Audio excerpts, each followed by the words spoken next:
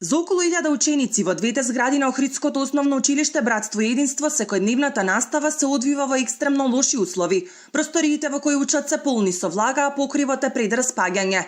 Родителите се жалат дека децата многу често им се разболуваат, а токму поради лошите услови се приморани да ги презапишуваат во други училишта низ градот. Најминималните услови не ги исполнуваат ни ова школа, ни другото братство.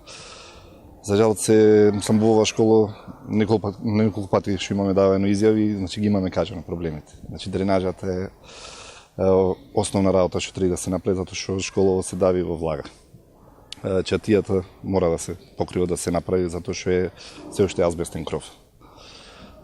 Дограмата како што гледате се уште не е смејата. Значи деца овде во оваа школа учат во ептен лоши услови. Но иако состојбата во која се наоѓа училиштето со години е очајна, за подобри услови учениците ќе почекаат најмалку уште една година, оти општината не стигнала летово да ги доврши проектите за реконструкција.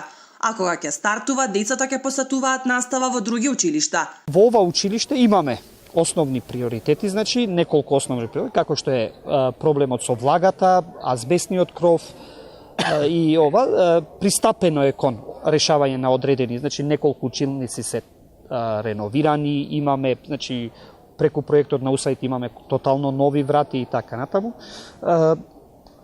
Се пристапува повремено. Да го одложивме реновирањето на училиштата за оваа летна сезона или за време на распустите, заради тоа што не беа завршени проектите, а не сакавме да влегуваме во реконструкција без да имате и основни проекти, и дозволи, и одобрение за градење. Реконструкцијата на едната зграда ја помага УСАИД и Американската амбасада, а изградбата на нов објект за другата зграда ќе ја врши турската агенција ТИКА. Според најавите, и двата проекти ќе започнат да се реализираат дори следната година. Инаку училиштето Братство и единство е единственото мултиетничко училиште во Охрид, кое располага со две згради стари околу 7 децении.